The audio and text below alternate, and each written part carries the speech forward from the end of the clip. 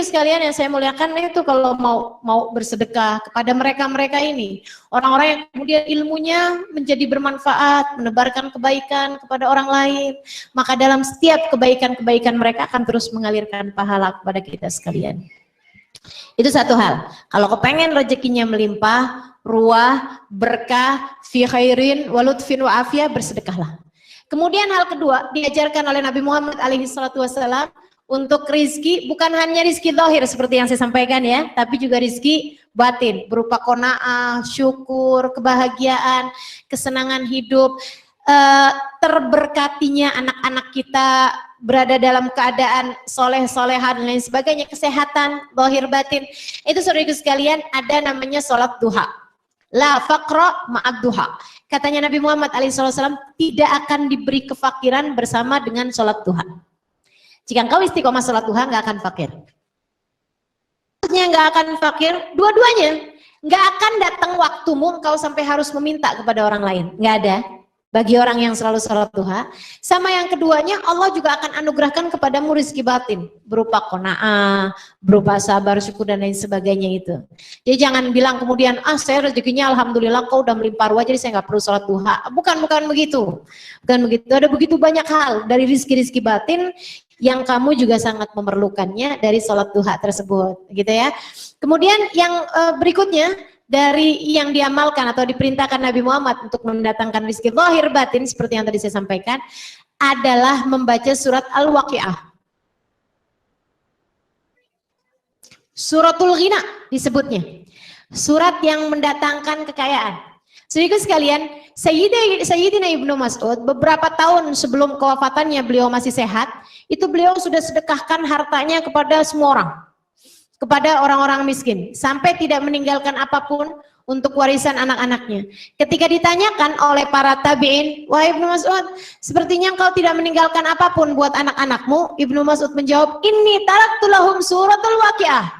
Aku tinggalkan bagi mereka surat Al-Waqiah. Aku telah mendengar Nabi Muhammad mengatakan bahwasanya hiya suratul ghina, dia adalah surat yang mendatangkan kekayaan zahir batin. Maka saudaraku sekalian yang saya muliakan, surat Al-Waqiah dibaca, merupakan amalan berikutnya. Merupakan amalan berikutnya yang bisa kita lakukan. Yang pertama tadi sedekah ya, sedekah. Kalau sebisa mungkin sebaiknya kita jangan melewatkan hari-hari, atau ada orang-orang yang kita harapkan selalu memakan dari sedekah kita dengan kita menanggung nafkah orang, menanggung kehidupan orang. Itu yang sebaiknya dilakukan dalam rangka sedekah kita tersebut, begitu ya. Itu satu, sedekah. Kemudian yang keduanya tadi saya sampaikan apa? Dua itu waktunya pagi, kita tahu semuanya ya. Waktunya dari terbit matahari ditambahkan waktu syuruk, waktu habisnya subuh, isyraq, syuruk, tuluk, bahasanya apapun, pokoknya artinya terbit matahari, ditambah 16 menit itu masuk waktu duha. Syams gadra rumah, naiknya matahari seukuran satu tombak atau sekitar 16 menit dari waktu terbit matahari. Itu masuk waktu duha, dari situ berakhir dengan masuknya waktu duhur. Sholatnya boleh 2 rakaat, boleh 4 rakaat, boleh 6 rakaat, paling bagusnya adalah 8 rakaat. Dan semua dari 2 atau 4 atau 6 atau 8 pernah diriwayatkan dari duhanya Nabi Muhammad. Nabi pernah duha 2 rakaat, Nabi pernah duha 4 rakaat, Nabi pernah duha 6 rakaat, Nabi pun pernah duha 8 rakaat. Jadi silahkan dipilih dari rakaat mana yang kamu boleh melakukannya. Kalau misalnya waktunya sedang senggang, mau 8 rakaat silahkan. Kalau waktunya sedang sibuk, 2 rakaat saja juga nggak apa-apa gitu. Yang pasti jangan tinggalkan duha. Kemudian saudara sekalian, yang ketiga tadi adalah surat Al-Waqiah. Kapan dibacanya? Sebaiknya setiap hari kita baca surat Al-Waqiah. Waktunya kapan? Silakan aja, mau habis selesai duha kamu baca boleh, habis duhur misalnya senggang baca boleh. Namun yang ulama pilih dari waktu-waktu yang terbaiknya adalah membacanya sesudah asar. Itu yang banyak dipilih oleh para ulama. Kenapa? Sebab waktu pagi adalah waktu yang paling mudah mendatangkan rezeki zahir. Sementara waktu ba'da asar adalah waktu yang teruji banyak mendatangkan rezeki-rezeki batin. Maka kerjakan salat duha sesudah asar. gitu ya, itu waktu paling bagus. Kemudian selain daripada itu, untuk banyak-banyak membaca istighfar, memperbanyak membaca istighfar itu juga mendatangkan rizki-rizki zahir dan batin. Disebutkan dalam ayat itu ya, yursilis sama fastaghfiru rabbakum innahu kana ghaffara yursilis sama alaikum midrara wa yumditkum bi amwal wa banin wa yaj'alakum qusura gitu. Perbanyaklah istighfar kata Allah Subhanahu wa taala, maka Allah akan mengalirkan bagi kalian sungai-sungainya.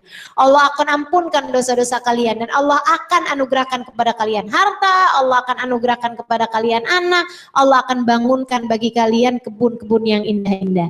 Nah, itu semuanya mendatangkan rizki-rizki baik zahir ataupun batin, yaitu memperbanyak istighfar. Dan diajarkan oleh Nabi Muhammad SAW secara khusus, dan ini silakan dicoba ini ya, membaca antara adzan subuh, antara qobliyah subuh dengan sholat fardu subuh, bihamdi subhanallahil azim astaghfirullah 100 kali.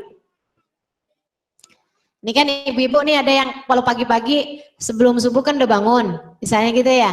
Tapi kan mau sholat subuh kan kita berjamaah sambil bersama dengan anak-anak, itu kan sebaiknya dilakukan seperti itu ya.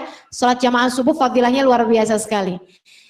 Fadilahnya menjadikan anak-anak kita, keluarga kita semuanya berada dalam jaminan Allah Subhanahu wa taala. Man shallal fajr fi jamaah asbaha fi dhimmatillah. Kata Nabi Muhammad SAW, siapa yang mengerjakan salat subuh berjamaah, dia sepanjang hari tersebut berada dalam jaminan Allah Subhanahu wa taala. Jadi salat sebelumnya baca subhanallah bihamdi subhanallahil azim astaghfirullah sebanyak. Kemudian saudara sekalian, hal terakhir yang juga kita baik lakukan untuk mendatangkan rizki, diajarkan juga oleh baginda kita Nabi Muhammad SAW, yaitu setiap kali kita masuk ke dalam rumah, kita mengucapkan salam, kemudian membaca surat Al-Ikhlas. Sambil masuk rumah, kita baca surat Al-Ikhlas. Assalamualaikum, surat Al-Ikhlas, bukan gitu ya. Assalamualaikum warahmatullahi wabarakatuh. Bismillahirrahmanirrahim. Qul huwallahu ahad, Allahu samad, lam yalid walam yulad walam yakul lahu kufuwan ahad. Sekali atau 2 kali boleh, 3 kali juga boleh. Namun sekalipun juga cukup. Setiap kali kita masuk rumah. Ini diajarkan Nabi Muhammad ketika ada seseorang yang datang kepada Nabi mengadu tentang banyaknya hutang-hutangnya. Dia bilang, "Ya Rasulullah, laqad daqat alayya dunya." Wahai Rasulullah, nih dunia kayaknya sempit banget buat saya. Di mana-mana saya ketemu orang yang saya punya utang sama dia. Jadi kayaknya nggak enak bener gitu ya. Pergi kemana ketemu orang itu jadinya hindar-hindarin gitu, dunia jadi kayak sempit buat saya nih Rasulullah. Saya harus berbuat apa nih? Pengen buat bayar utang tapi rezekinya nggak ada, seret banget gitu. Nabi kemudian bilang sama dia, "Idza dakhalta baitak fasallim ala ahliha." Kalau kamu masuk ke dalam rumahmu jangan lupa ucap salam kepada yang ada di dalam rumah tersebut. Kalau ada orangnya, kalau nggak ada orangnya fasallim alayya. Ucapkanlah salam kepadaku. Jadi kalau ada orang di rumah kita, kita bilang Assalamualaikum warahmatullahi wabarakatuh. Kalau nggak ada orang di rumah kita, kita bilang Assalamualaikum ayyuhan nabi warahmatullahi wabarakatuh. Ayyuhan nabi warahmatullahi wabarakatuh. Biar rahmat Allah SWT diberikan juga untuk rumah kita atas karena salam kita kepada Rasulullah. Kemudian sesudah itu kita baca surat Al-Ikhlas. Bismillahirrahmanirrahim. Qul huwallahu ahad, Allahu samad, lam yalid walam yulad walam yakul lahu kufuwan ahad. Itu diajarkan Nabi kepada orang tersebut. Ucap salam, kemudian baca surat Al-Ikhlas sambil kita masuk ke dalam rumah tersebut.